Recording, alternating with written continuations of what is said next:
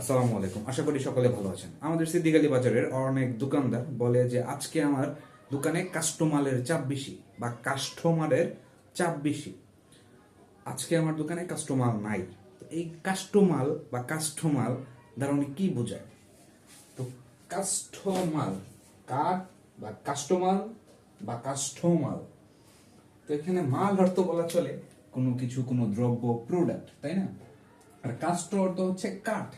তাহলে কি সে বোঝাচ্ছে যে কাঠের মাল আসছে বেশি, মানে কাঠ জাতীয় প্রোডাক্ট আসছে বেশি? আসলে ব্যাপারটা তা না।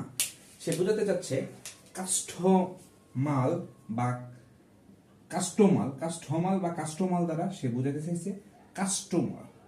কাস্টমার আজকে তার দোকানে কাস্টমার বেশি আসছে বা আজকে তার দোকানে কাস্টমার আসে নাই।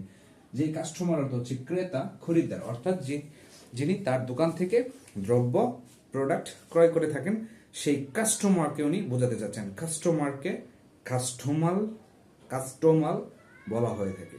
Thanks for watching the video. আর এই ভিডিওটা আমার শ্রদ্ধেয় বড় ভাই কাউসার মির্জা ভাই করতে বলছিল। Thanks for watching the video.